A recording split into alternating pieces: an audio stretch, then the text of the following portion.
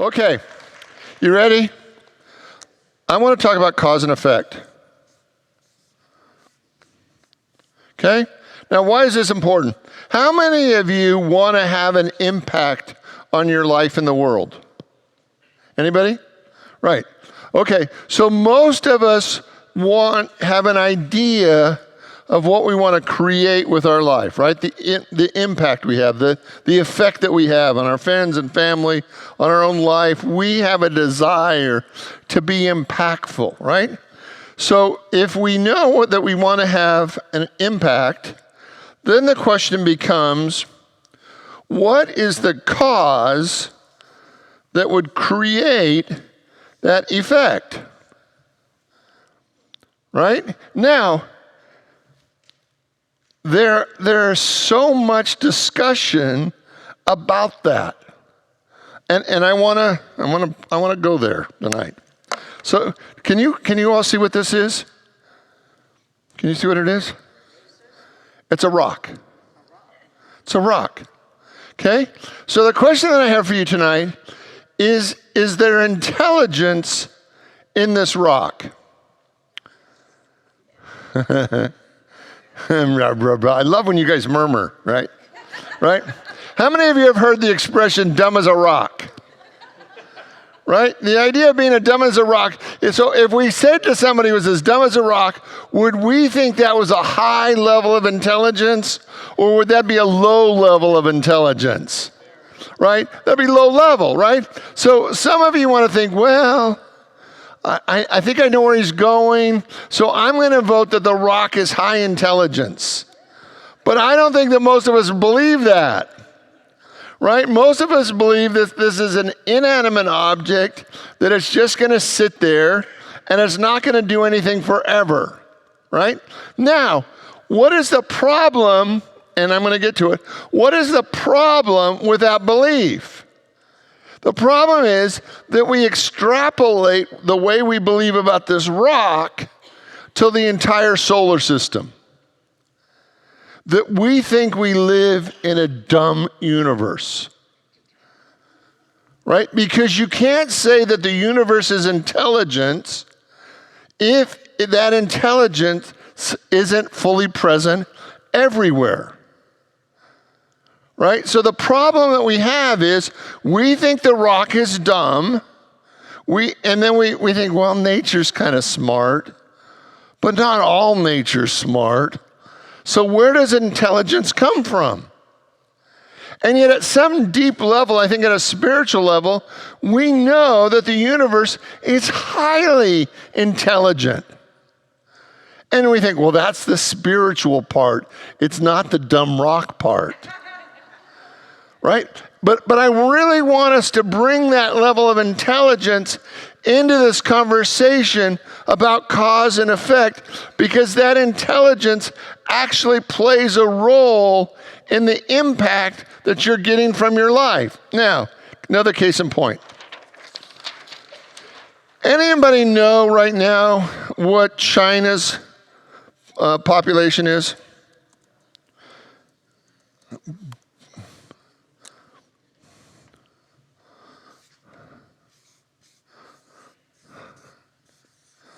$1.409 billion.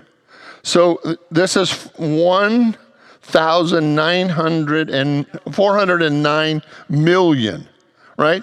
So that's a lot, right? In the whole planet, there's somewhere around 7 billion people on the planet, and 1.4 billion of them live in China.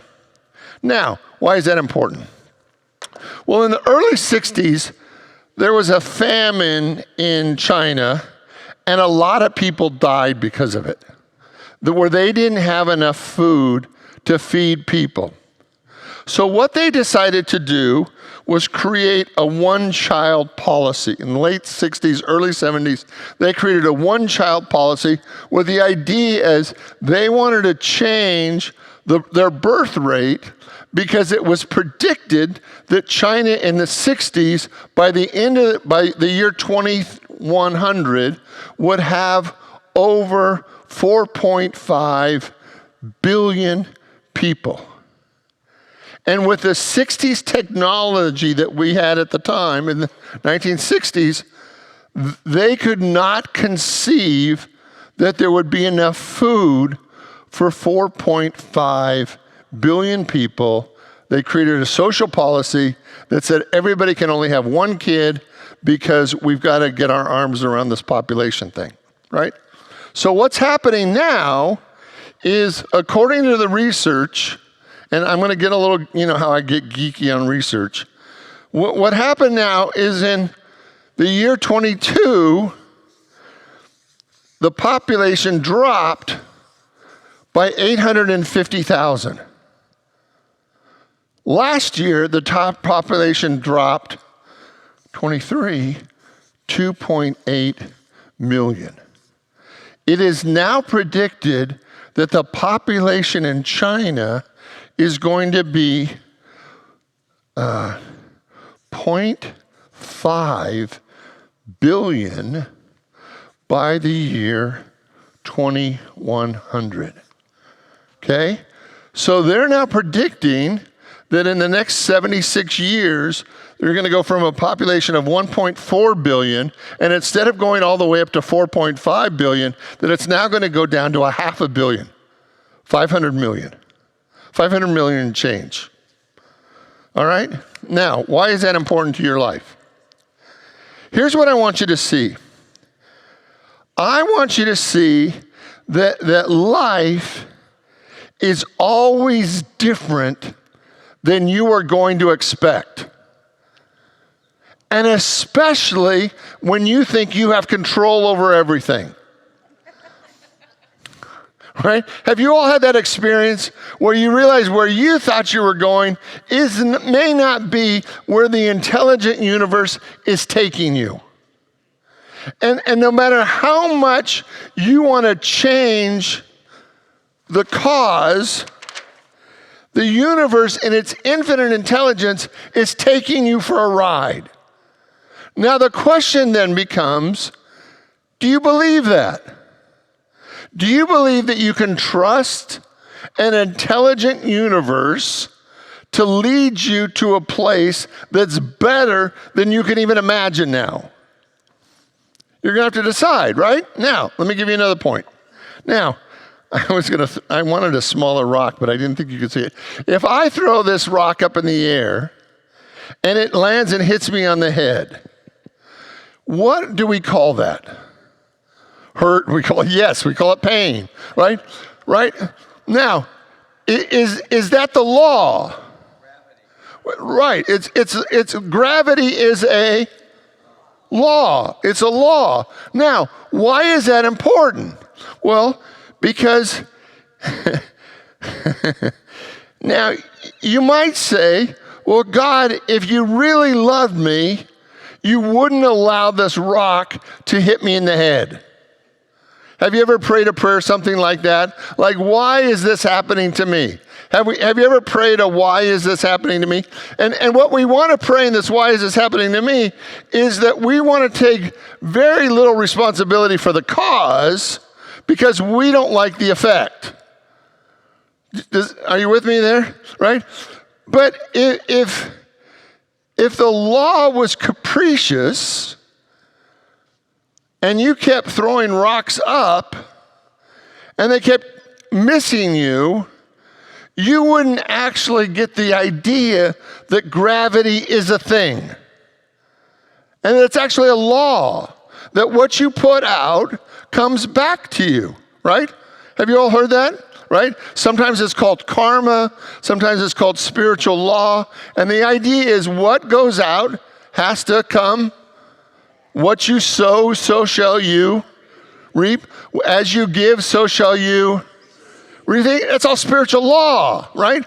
But it's an outpicturing, or actually, it is an outpicturing of this idea that there is cause, and cause has an effect. Now, what's interesting about this whole idea of grace is that grace says, yeah, most of the time. But there are those moments that look like they circumvent the law. Because what happens with grace is you throw a ball against the wall and it looks like it doesn't come back. But I want you to hear it differently than that.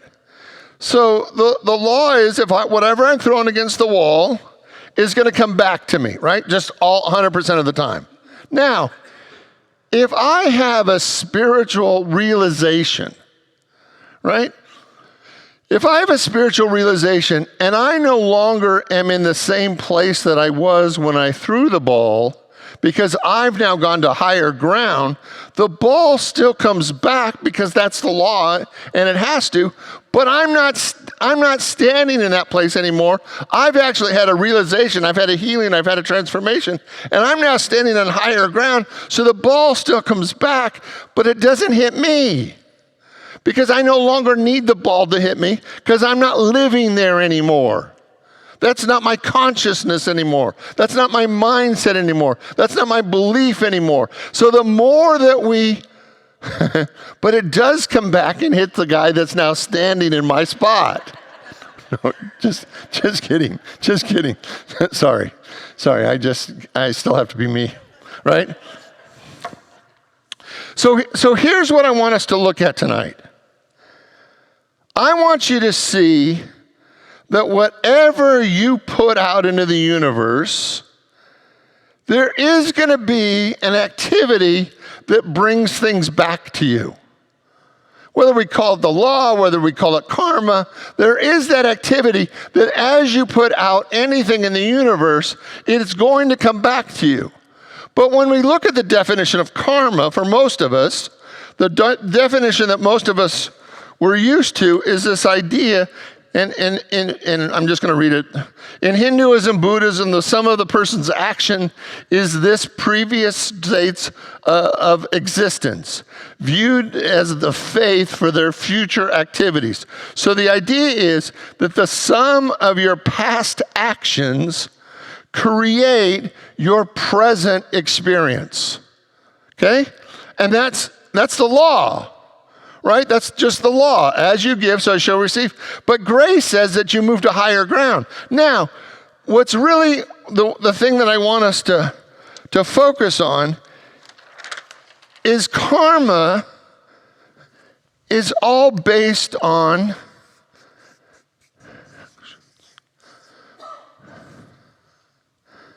is that true? It's all based on actions. Like what I do. But, and I'm going to make sure, I hope this works. But you are not just a physical being doing things. And in fact, who you really are at a deeper level is both a mental and an emotional and a spiritual being. But karma, the way it's taught, is simply about your physical actions. And it's the idea that whatever you did lifetimes ago, as it's taught in Hinduism and Buddhism, is impacting your life right now. And I want you to see that that's kind of a gross simplification. That cause and effect, yes. Is there a physical component of it? Yes. Because what are all these things, what do all these things have in common? They're all energy.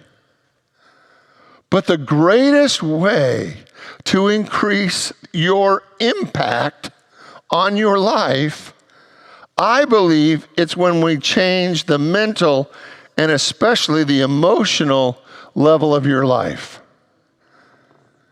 So instead of focusing all of your energy on what you're doing, I want you to see that the greatest way you impact your life is by changing what you're thinking, and even more so, what you're feeling. If you want to radically change your life, change your feeling. If you're feeling love in a greater way, if you practice every day experiencing and feeling greater love, will that change your thinking? Will that change your behavior? And it all stems from the very basic of changing the energy of your emotions. Like if we are walking around life feeling unworthy, okay? Is that an emotion, is it a thought, or is it an action? I'm going to suggest it's an emotion. If you walk around feeling unworthy, that's an emotion. Now, does it cloud your thinking?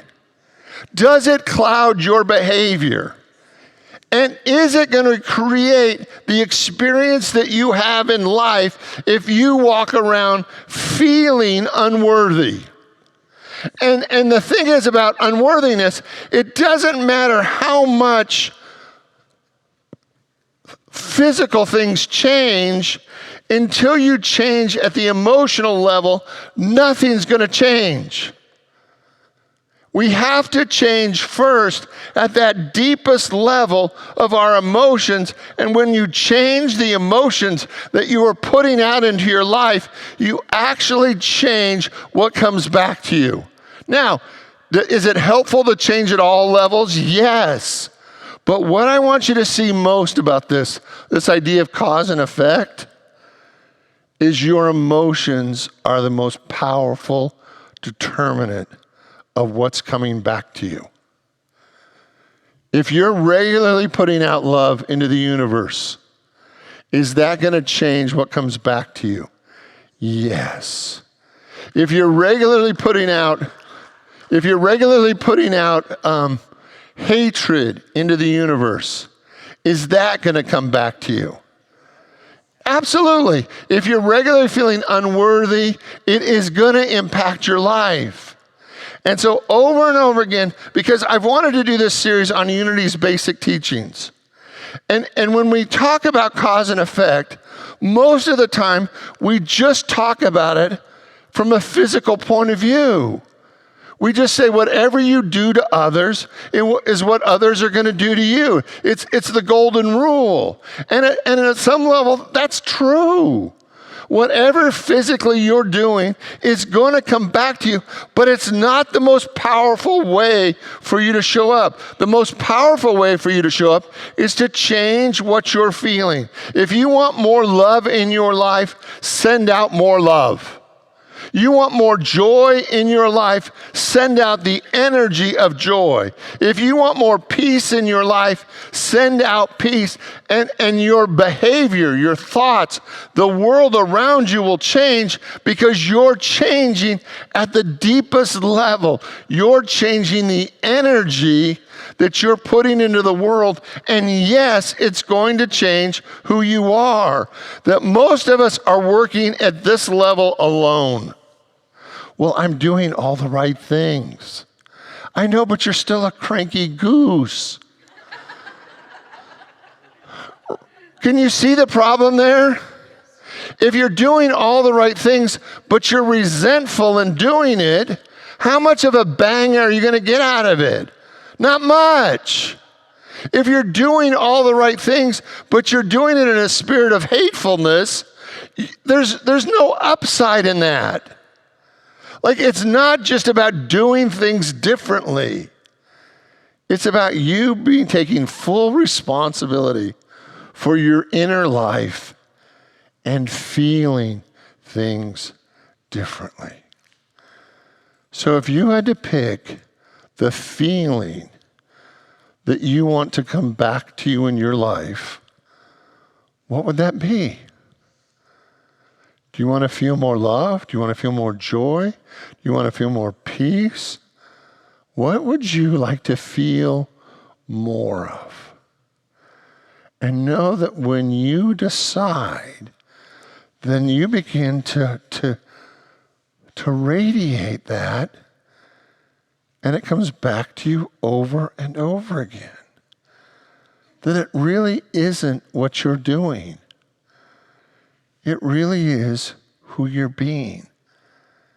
And so what is the feeling that you want to send out into the universe? That you want to see come back to you over and over? How many of you would be willing to experience greater love, greater joy, Greater abundance. I mean, all these are feelings. How would it feel if you had an experience of greater abundance? Like, what would that feel like? How would it feel if you experienced greater joy? So this week, you ready for your homework? This week, now, is this permission that you just get to be a jerk as long as you do it lovingly? No. Right? The real work is I want you to be so clear about what you want your primary feeling to be in life. What do you want your primary feeling to be? And I want you to practice that this week. You want more love, joy, peace, abundance, whatever it is. And I want you to see if you can get into the feeling of that and resonate with that and expand that and really allow that to be the way that you show up in your life. That you are pure love, pure joy, pure good, pure God. Whatever the feeling is, that's what I want from you. You ready? Let's take it into prayer. So I want you to take a deep breath for a moment. And of all the things that you could feel, what is the feeling that you would choose for yourself? Do you want to feel more loved? Do you want to feel more successful? Do you want to feel more at peace? Do you want to feel more alive? Do you want to feel more joy?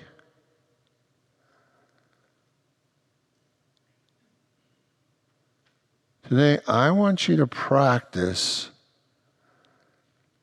being the feeling that you want.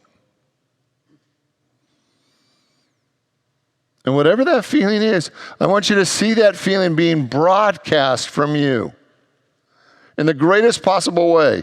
That joy just goes out to everyone, family, friends, neighbors.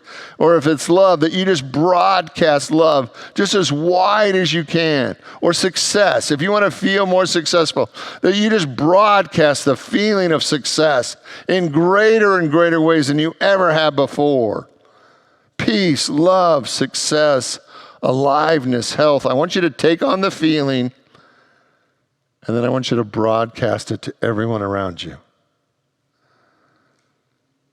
That you become the living expression of that.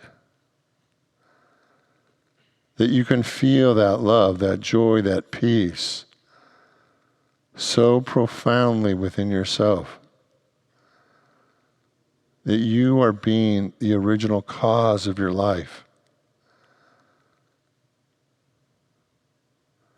That God said, let there be light, and there was light.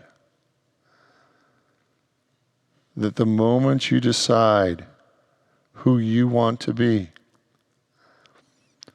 and are willing to broadcast that to the world, you are that. In the name and through the power of the living Christ, we give thanks. And so it is. Amen.